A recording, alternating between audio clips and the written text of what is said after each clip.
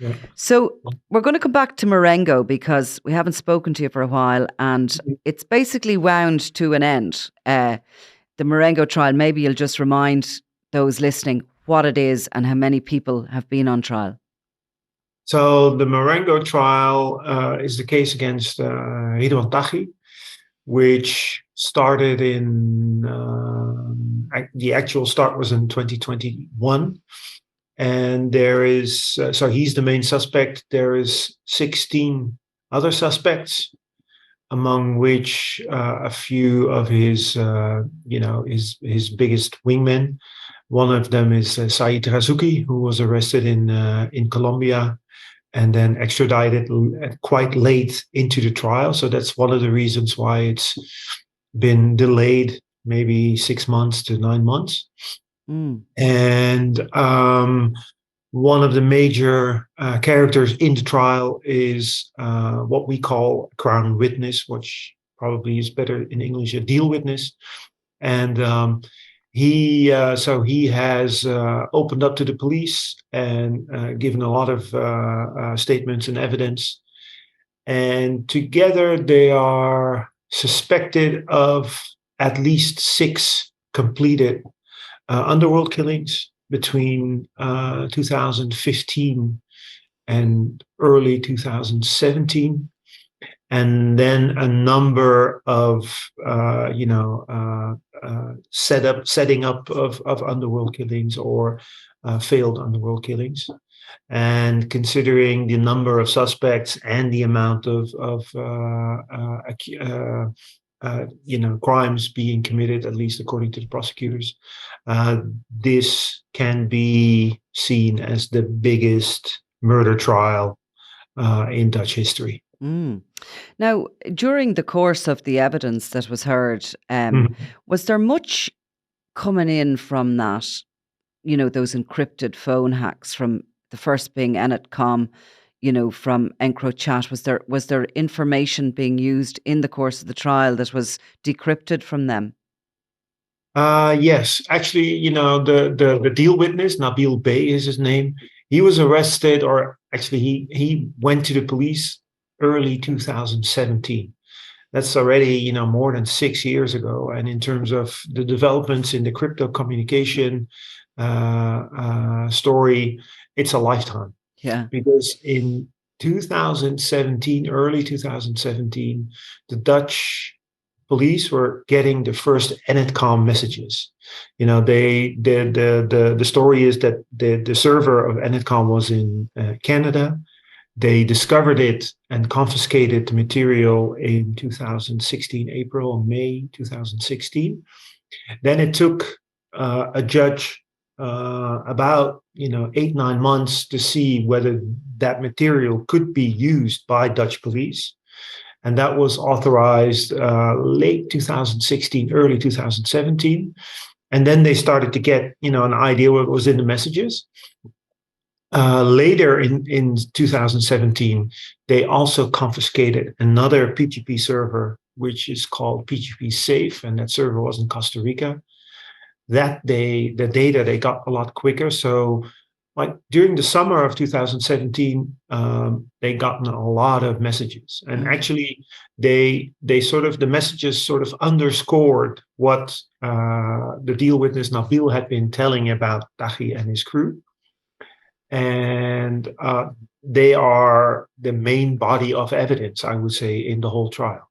And interestingly, the timeline of that, because of course, in the summer of 2017, we had the by now infamous Daniel Kinahan wedding in the Burj Al Arab. Yeah. At that point, the DEA were on board and they were watching and putting that wedding under surveillance. And they saw Ridouan Taghi and others at the wedding, including the Chilean El Rico, he's called, and he's already been convicted in the Netherlands. Yeah. And I think the last time I was talking to you, you were saying that they were continuing to see was there messages on those phones that may link him to further crimes or more serious crimes. He hasn't been convicted of murder. No, so he has been convicted. It's now a year and a half ago, about. He's been convicted for being the leader of a criminal organization, as we call it. And that organization was, aimed at drug trafficking, money laundering, and murder. But he has not been convicted for actual murder. So in the end, his sentence was something close to 13 years in jail. And there is now an appeal running, and in that appeal, there's actually some interesting things happening. But we'll talk about that in a little bit. And so he's now in jail waiting his appeal. And the question still is there evidence enough to also, for the Dutch to be able to prosecute him for murder?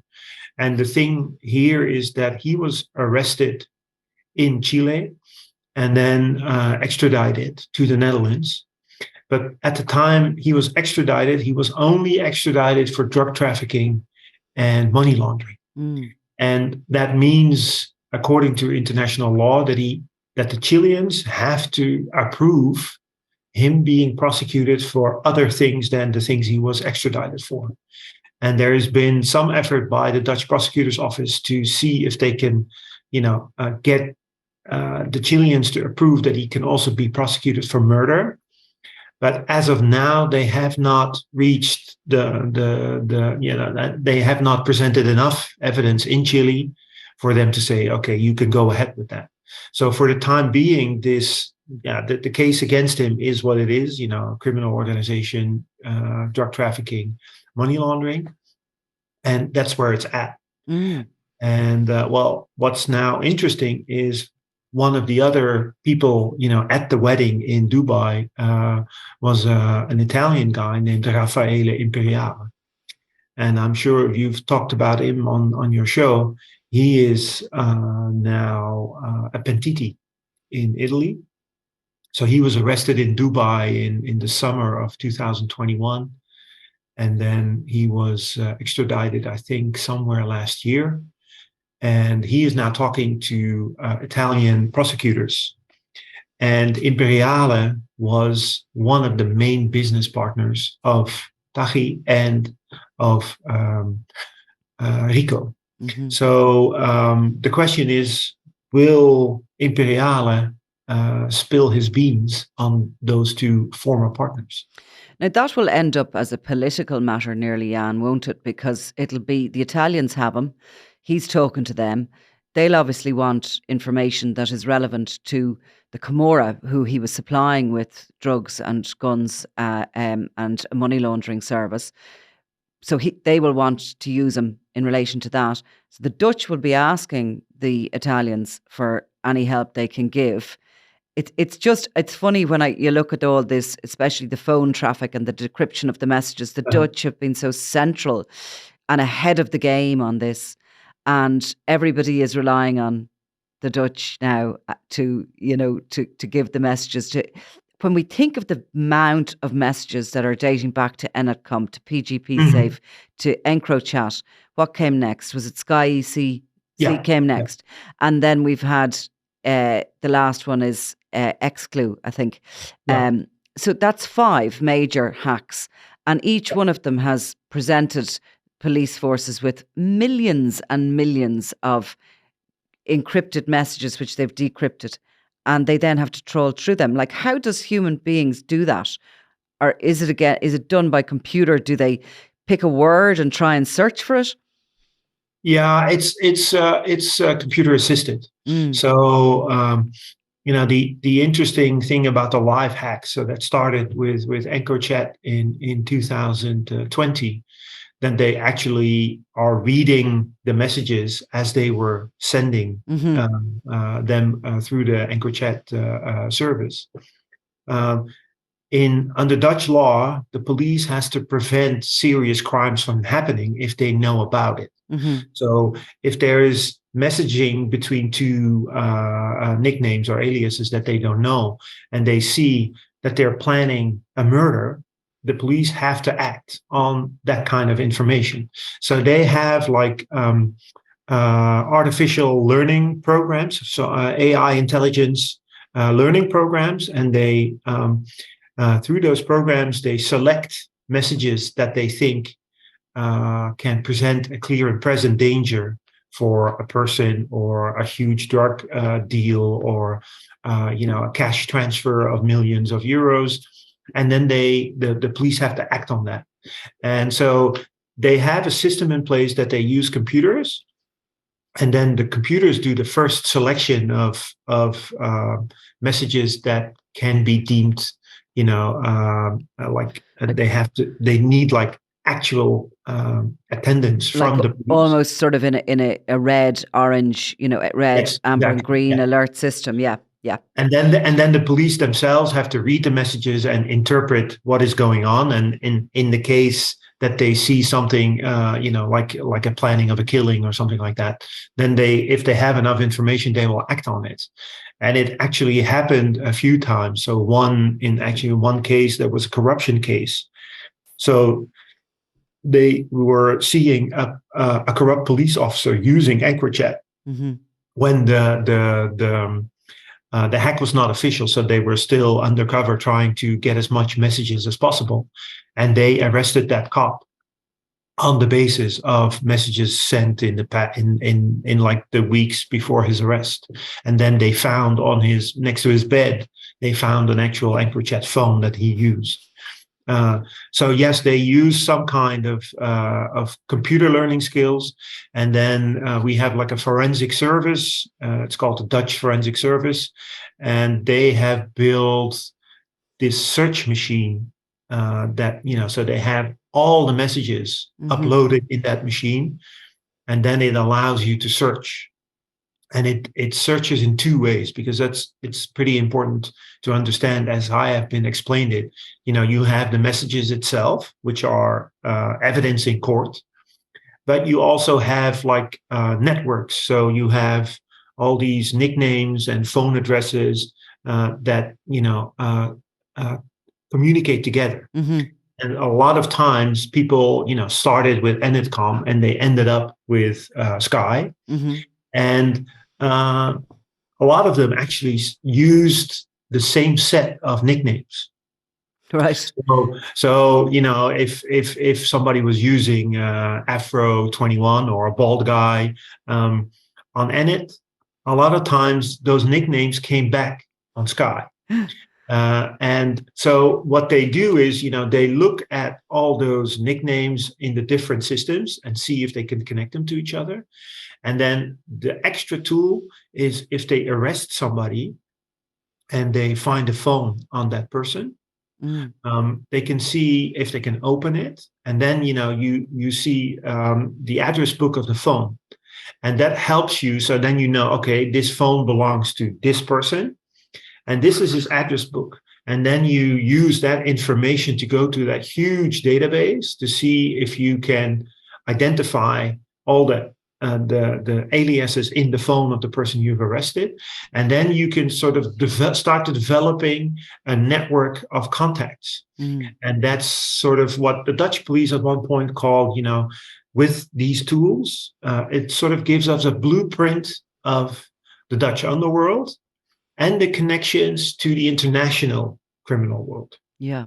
And that, of course, is all played out in Marengo, where Ridouan Taghi has been sort of described as such as the boss of this organization. Yeah. Syed Razouki, his number two. And then the other, is it 15 others that have been stood trial? They are sort of lieutenants of them with various roles, I'm sure, be it logistics or weapons or enforcing or whatever. So those messages, so they're actually, by breaking into these systems, these encrypted phones, they're actually getting a full picture of how the gang works, how they operate within the home turf of the Netherlands, how they have operated abroad, and how I think Taghi was directing murder from his base in Dubai. Am I right about that? He was. It's not always been clear when he actually, was relocated into Dubai. Some people think it's late 2015. Some people think it's somewhere in 2016. But yes, he was basically with his phone directing this whole organization. And there is actually some, in some specific murder cases, it's actually the prosecutors actually think that he is, on the one hand, in touch with the people who are scouting and on the lookout to see if they can find the target of the killing. And at one point, when they see that target, they message to Taghi, we have him in sight, according to prosecutors. And then at the same time, Taghi, on the other end of his phone, he's in touch with the people who are supposed to kill, do the actual shooting. And so it seems like, he is just, with his modern communication means, in the middle of this web, and, directing, different people in his organizations with different roles to do what he thinks that needs to be done. And in that sense, it really has almost become like a computer game, because, he's not there. He's just, at the end of his phone somewhere in Dubai or Morocco or Spain, and he's just directing his people from this far distance. And if you think about that, that is quite amazing. And, his micromanagement skills really is what's landed him in the dock. Because if he had to let them just get on with business themselves, he mightn't have been so tied up in it. His cousin we spoke about before, Yusuf Taghi, was jailed for 5.5 years. Now, he was going in and out of the prison to him when they're suspected of continuing criminal operations. And there was a number of incidents that happened in the Netherlands.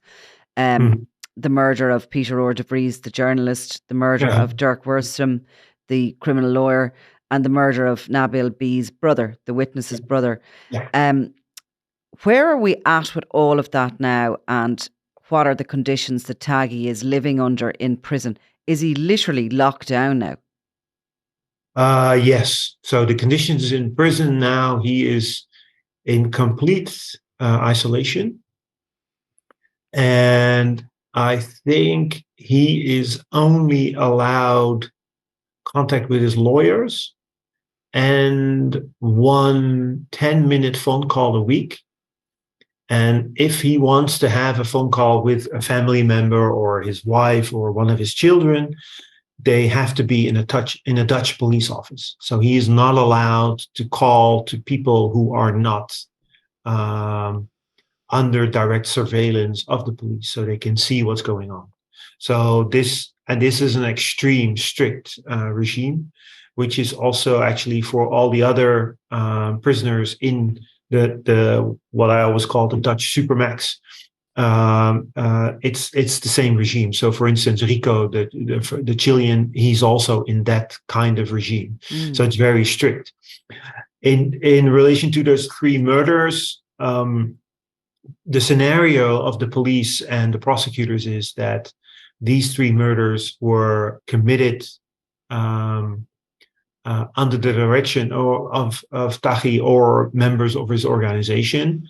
I have to put a big disclaimer here that they have not found the proof that actually links Taghi to those murders, and they have also not. How do you say that? They have not arraigned him for it. So it's still a theory. But those 3 murders, in all the cases, they have found the shooters and the people who organized the actual killing. And in the 2 first cases, so the brother of the deal witness of Nabil and his lawyer, Dirk Wiersum, the shooters have been convicted. The first was something like 27, and the other 2 of Wiersum were convicted for 30 years in jail, which, by the way, in the Netherlands means that you have to sit out a 20-year sentence. So you only get like 2 years suspended. So these are really long sentences. And then in the third case, the people of who were involved with organizing and doing the actual murder of Peter R. de Vries, there is now 9 or 10 suspects already in prison. And last year, we were expecting a verdict for the first two suspects. But this investigation has quickened a lot. So now we're looking at a new trial somewhere in the fall of this year, and then possibly a sentence by the end of the year or early next year. And I think there are now 9 or 10 suspects in prison. And then, what else is going on is Taghi had at one point, he was able to communicate with some people of his family and members of his organization, according to prosecutors, from his isolated jail prison cell. And in that investigation, actually, Sky messaging plays a very big role. And also what we see there is that Taghi had been in contact with Raffaele Imperiale, the Italian member of the gang, and he was assisted at that point by a nephew who was also a lawyer, a penal lawyer, and that nephew has been tried and sentenced to a jail sentence of 5 or 7 years, I forgot, recently. And now, the big question is, will they be able to figure out the link between these 3 killings of, the people around deal witness Nabil Bey, and will they find evidence that links those murders to either Taghi himself or people who were working for him or under his name?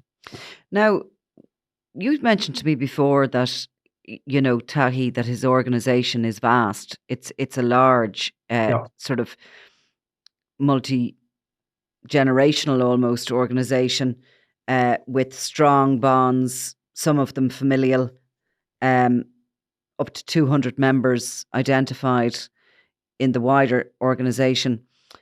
Have they been dismantled at this point?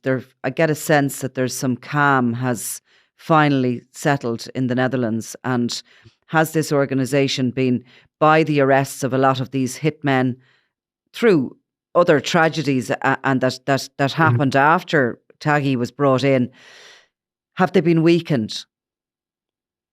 I think they have been weakened, but the question is whether, this whole group is broken. And to be honest, I have to seriously doubt that. Because the network is big. They have managed to earn vast amounts of monies, and I mean, if you're talking, in the environment of cocaine smuggling or cocaine trafficking, you're talking on an annual basis in the hundreds of millions of euros. I've seen files where a single trafficker made over 100 million in 1 year. Profit, not turn. So there is vast amounts of money. And if you live this life, you also spend vast amounts of money. But with that kind of amounts, I'm sure you'll be able to put some of it away. And there is still a running investigation into what the Dutch police and prosecutors now call criminal power structures. And they are really looking at, who was, directly or indirectly involved in these networks and in these smuggling organizations. And we find the people who take care of the money of these smuggling organizations. And, if you in the end want to dismantle these power structures, and that's the goal, the aim of this investigation, there's only one way to end it. You have to arrest the main leaders or the main, the most important figures of the organization. But you have to find their money, because as long as they have money, they have power to buy means and do things to organize what they want to do. And in that sense, what I find interesting is the approach of the Americans.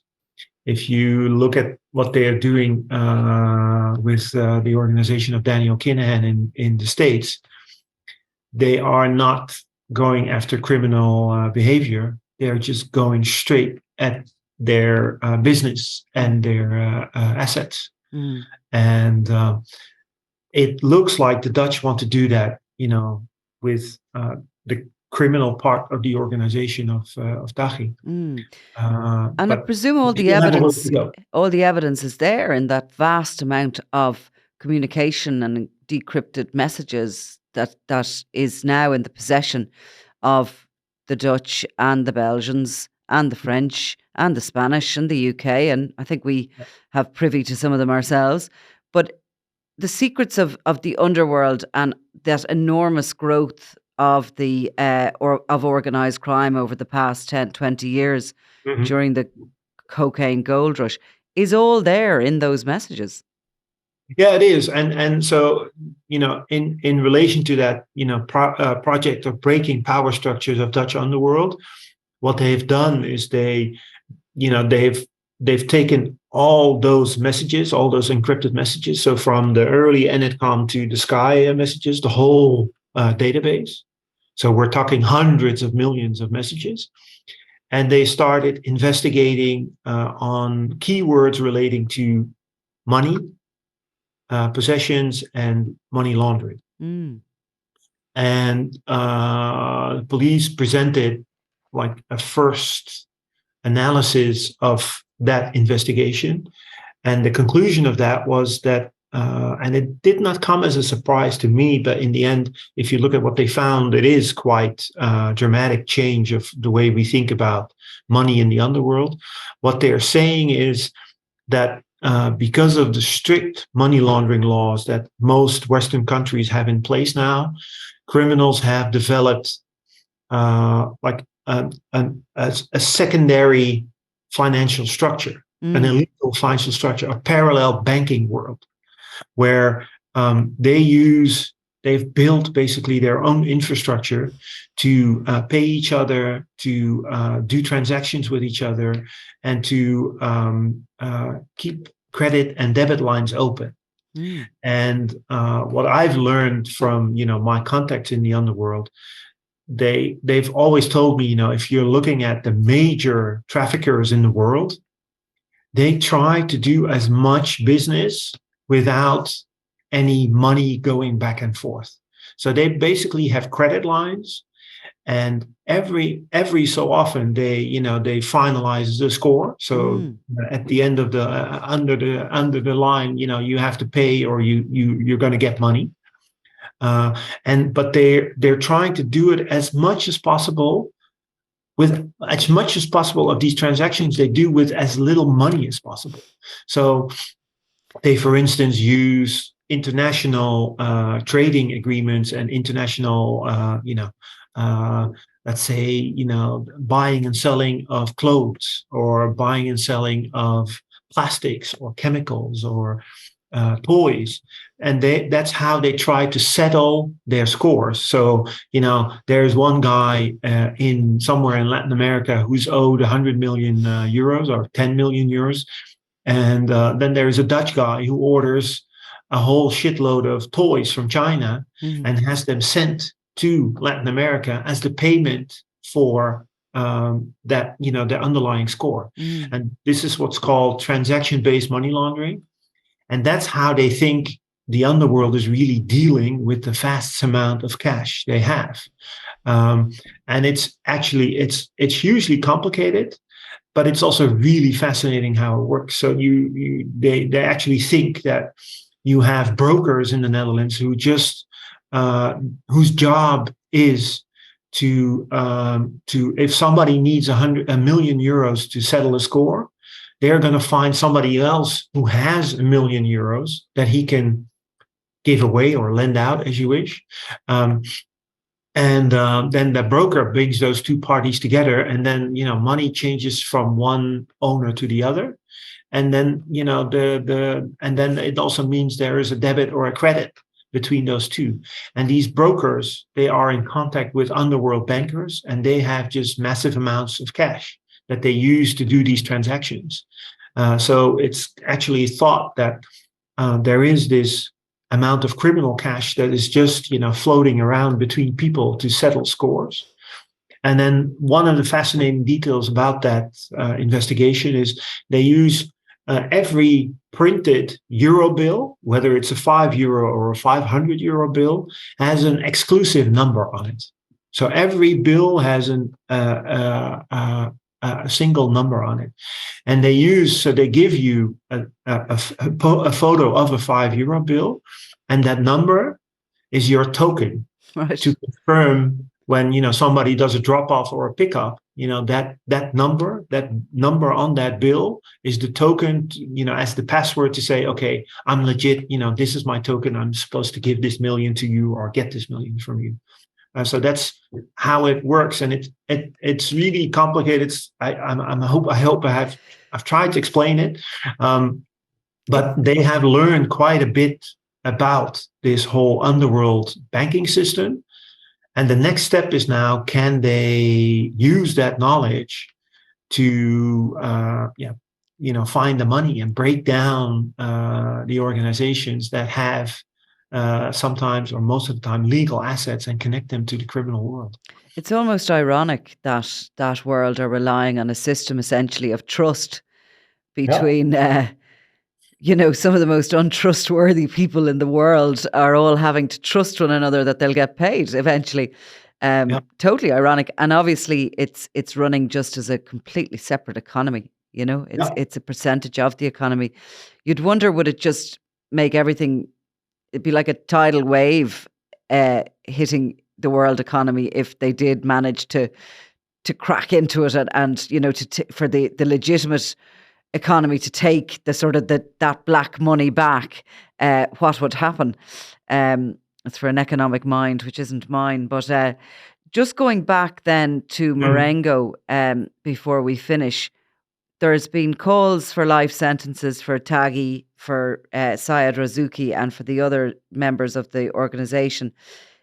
Are you like I am with Hutch waiting for a verdict there, or is there closing speeches yet to come?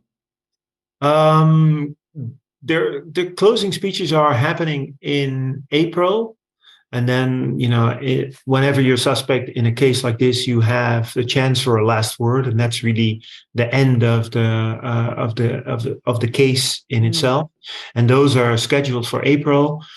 And then, if there's no other new developments, the court will close the hearings and they will start thinking about their verdict. And that's now planned in September or early October. And it's actually, we presume that 4 or 5 of the suspects are looking at a life sentence, and a number of other ones are looking at 20 to 30 years. And again, you get like a max of 2 years of an early release. So we're looking at really a huge amount of heavy sentences being handed out. And considering the evidence, considering that a number of the main suspects have been silent throughout the whole hearing stage of the trial, there is there